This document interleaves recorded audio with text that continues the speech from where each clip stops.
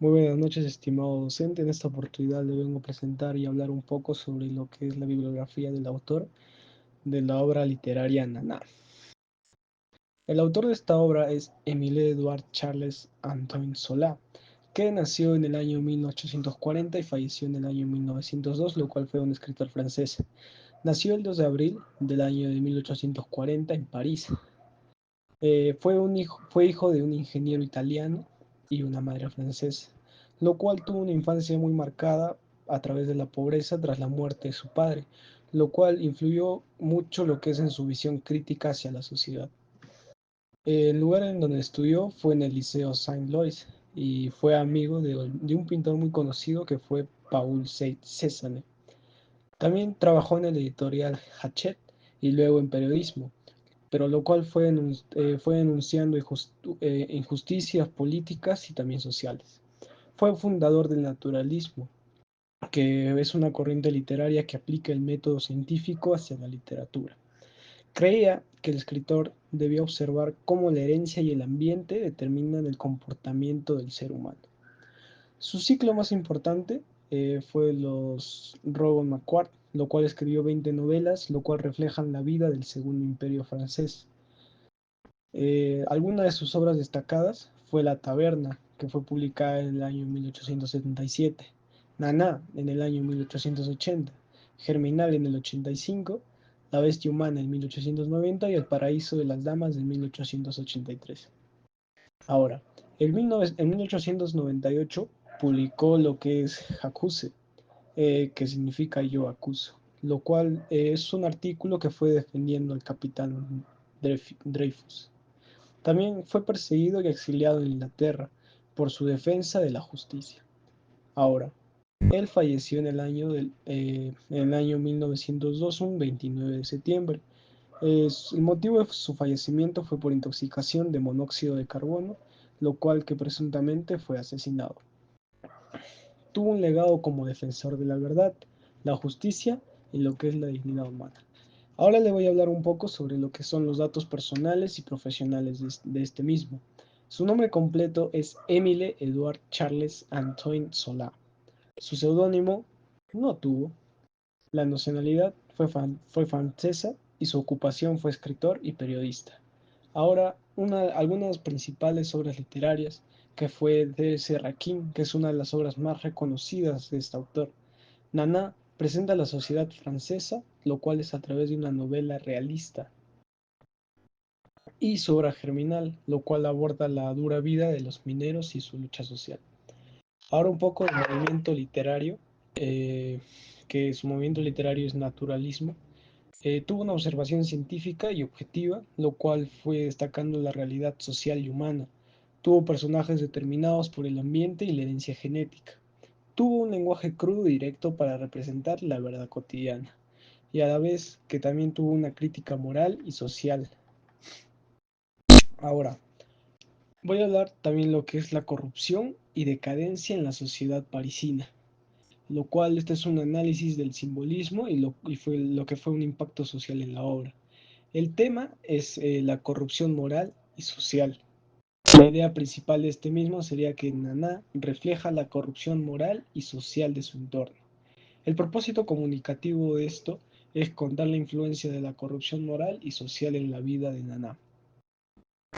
Y así, Bueno, muchas siguiendo con la gracias. exposición, a mí me ha tocado hablar sobre toda la obra, pero en primer lugar les daré un resumen. Todo comienza en un teatro llamado Varietes, donde se va a presentar La Rubia Venus, y la protagonista de esto es la joven Nana, de 18 años, la cual no se sabe nada de ella, pero todos están hablando. Al salir de escena, lo hace de una manera fatal, ya que no sabe ni cantar ni actuar, pero al volver lo hace de una manera diferente, ya que sale en telas transparentes mostrando todo su cuerpo, haciendo que el público masculino quede impactado y la aclame con entusiasmo.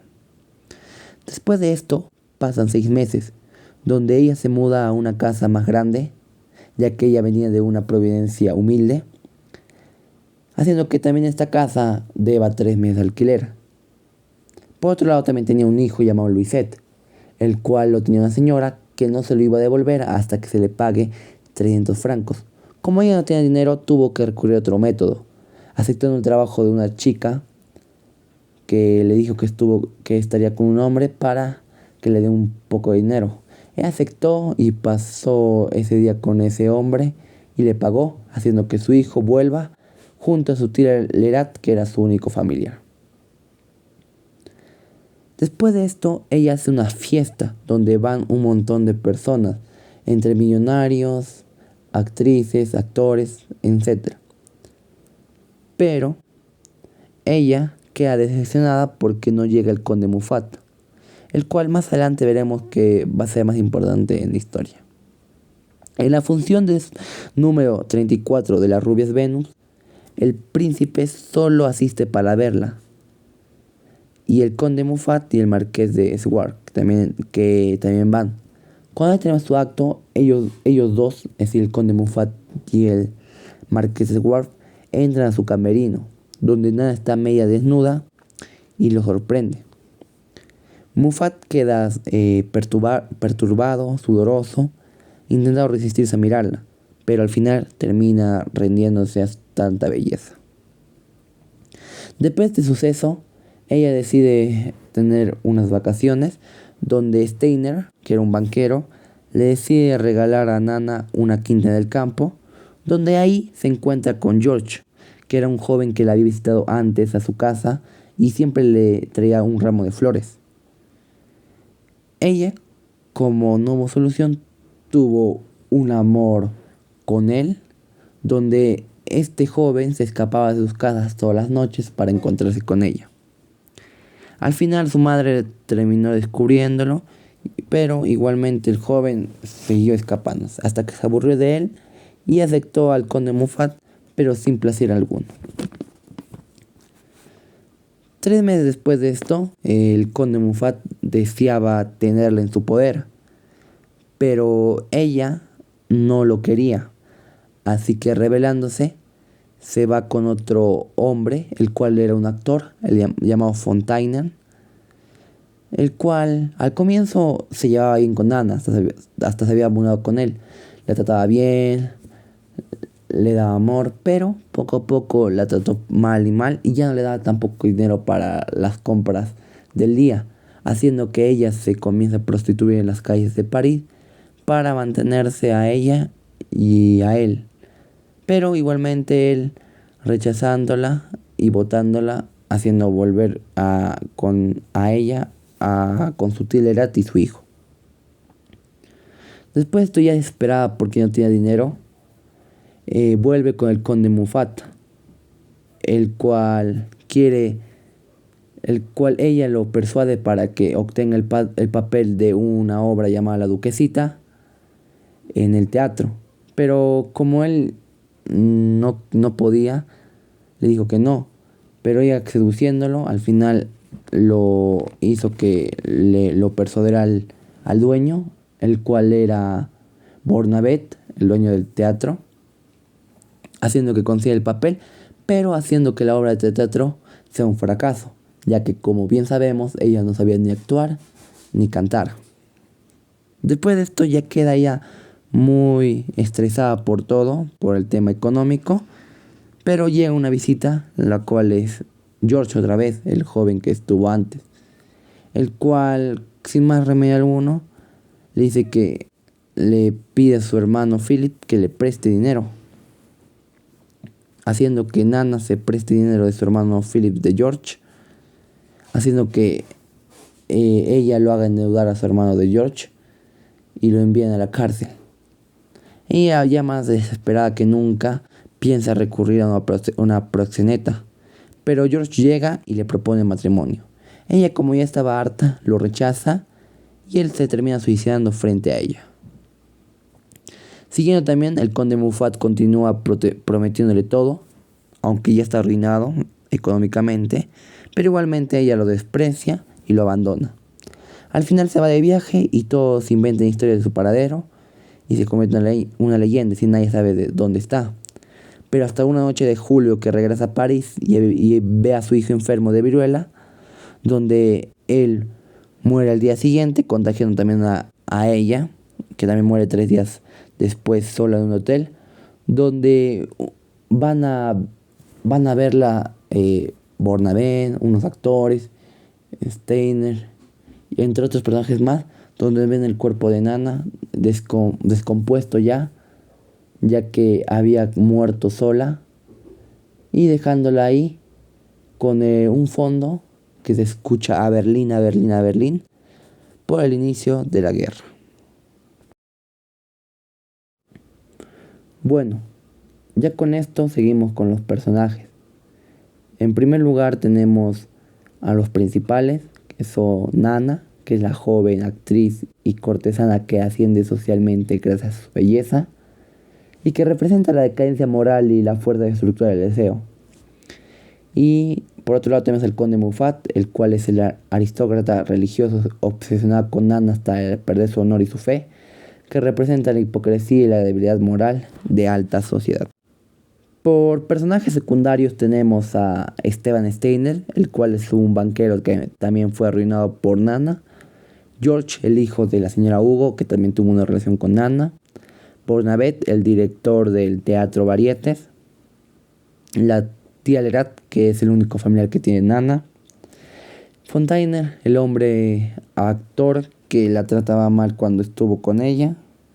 Faucherry, que era un periodista que apareció en el primer capítulo y escribió una noticia sobre ella. La señora Marilord, que era una señora de tercera edad que era muy amiga de Nana y vivía con ella. Y Philip, el hermano de George, que se endeuda por culpa de Nana. Ahora en personajes terciarios tenemos a Zoe, la cual es tipo una criada de Nana, que le tenía mucho respeto a su señora, es decir, a la misma Nana. A Gaga, su hija, que son las prostitutas pobres que la ayudan cuando están en ese momento de desesperación en las calles de París. La condesa Sabit de Muffat, que es su esposa de, como bien lo he dicho, el conde Muffat. El hombre del traje, que es la primera persona que se acuesta Nana para tener dinero. Y Louisette, el cual es el hijo de Nana, que la protege hasta el final por la viruela que la contagia después. Los datos generales de la obra son el título, es decir, Nana, lo escribió Émile Zola, su publicación fue en 1880 y su corriente literaria es naturalismo. ¿Por qué naturalismo? Porque esto va de cierta mano al realismo, ya que su forma de escribir los hechos es de una manera cruel, detallista y de cierta forma realista, como bien lo dice. El lugar donde pasa es París, Francia. El contexto histórico del Segundo Imperio francés de 1852 a 1870, ya que recordemos que al final nos menciona el inicio de la guerra. Los escenarios son el Teatro Varietes, la mansión de Nana y de los Hugo, la casa de campo de Nana, las calles de París, que son los principales que aportan a los hechos más relevantes de la historia. Los hechos importantes tenemos 10.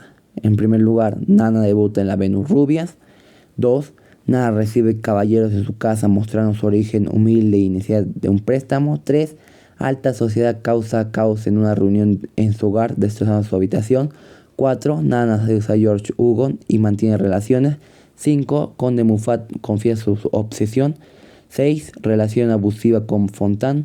7. Regresa al teatro, recupera el papel secundario y decide respeto como actriz o señora. 8. Invierte la fortuna de Muffat en un hotel lujoso y continúa con múltiples amantes. 9. Muffat pierde todo. 10. Hugo y Muffat arruinados, Nana se va de Francia, regresa, contrae viruela y muere en su departamento. Como ya lo mencioné en el resumen, de una forma ciertamente diferente. El análisis detallado del tiempo el tiempo histórico es Francia y el Segundo Imperio, mediados del siglo XIX. El orden del relato es relato principalmente lineal, tipo del relato cronológicamente progresivo, discurso narrativo, predominio del discurso indirecto con momentos puntuales de discurso directo en diálogos. Ahora tenemos sobre el narrador. Es un narrador heterodiegético omnisciente, es decir, narra en tercera persona y conoce todo y no participa en los hechos. Tiene un estilo descriptivo y realista, lo que ya les dije. Un lenguaje crudo y detallado, uso de comparaciones de comparaciones, metáforas y simbolismo, tono moralizador, irónico y crítico, lo cual todo va de acuerdo a la corriente literaria que les dije del naturalismo. Otros temas que abarca Nana son el sexo y el poder, amor, obsesión y tradición, prostitución, ruina económica y social, decadencia moral y social. Ya terminando mi parte, les voy a decir el símbolo, el mensaje y la reflexión.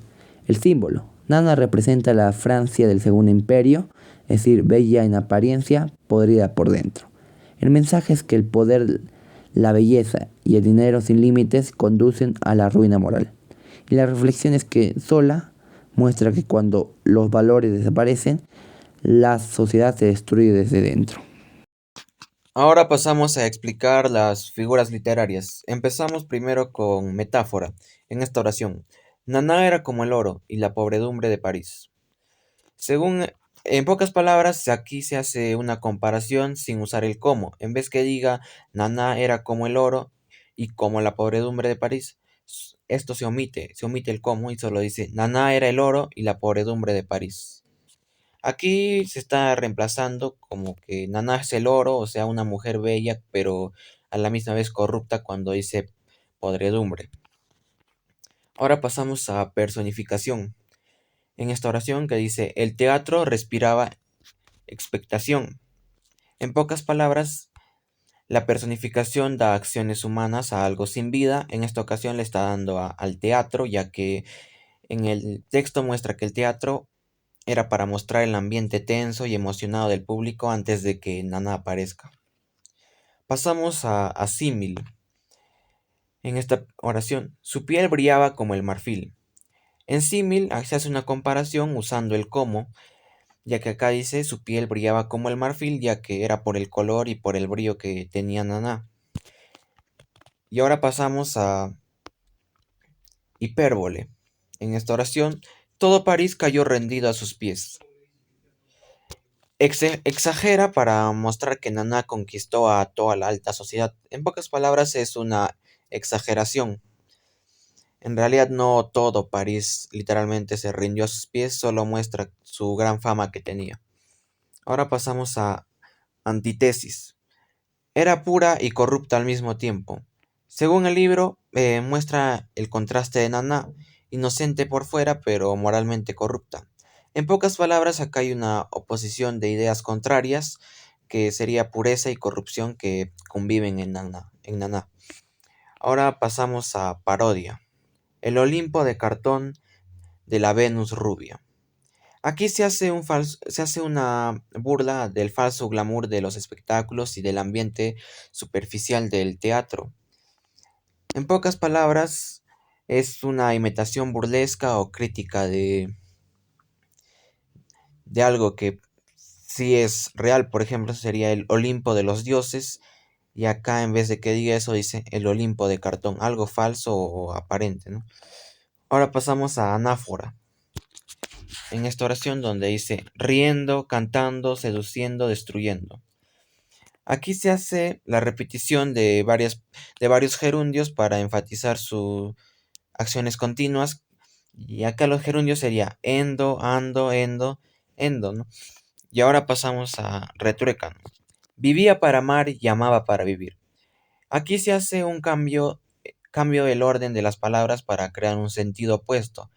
Primero dice vivía para amar y luego dice y amaba para vivir. Son dos ideas que cambian el sentido de la oración. Ahora pasamos a polisindetón. Y reía, y bailaba, y bebía, y amaba sin parar. Aquí se repite muchas veces la conjunción que sería y para dar continuidad y ritmo a la oración. Aquí sería y reía, y bailaba, y bebía, y amaba sin parar. Ahora pasamos a ironía. O sea, dice lo contrario de lo que realmente pasa. Solo usa la ironía para mostrar que, como un personaje aparentemente virtuoso, cae en el vicio. O sea, acá hay dos ideas que son contradictorias, que dice, la virtud lo llevó al pecado. Ahora pasamos a hipérbaton. De oro eran sus cabellos, de fuego su mirada. Aquí se cambia el orden normal de las palabras. En vez que diga sus cabellos eran de oro y su mirada de fuego, dice de oro eran sus cabellos y de fuego su mirada. Ahora pasamos a elipsis. En esta oración dice, Naná sonrió, ellos perdidos. Aquí se omite algo que ya se sobreentiende sobre el contexto, que sería el verbo estaban. En vez de que diga ellos estaban perdidos, dice Naná sonrió, ellos perdidos. Ahora pasamos a eufemismo. Vivía de sus encantos. En eufemismo usa palabras suaves para ocultar algo fuerte que en realidad quisiera decir vivía de su cuerpo o de su belleza física o claramente de su cuerpo. Ahora pasamos a oxímoron, una dulce perdición. Aquí une dos ideas opuestas, que sería dulce y perdición. Dulce quisiera decir el placer o la felicidad y perdición el daño o la destrucción. Y pues en el texto muestra que Naná, a causa del placer, destruyó a varias personas. Ahora pasamos a metonimina. El teatro la consagró. En pocas palabras, la metonimia consiste en nombrar una cosa con el nombre de otra que tiene relación cercana, ya que está reemplazando el teatro, quisiera decir el público o el mundo teatral. O sea, no fue realmente el edificio que la consagró, sino la gente del teatro la que la consagró, la que la hizo famosa. Eso sería todo, gracias.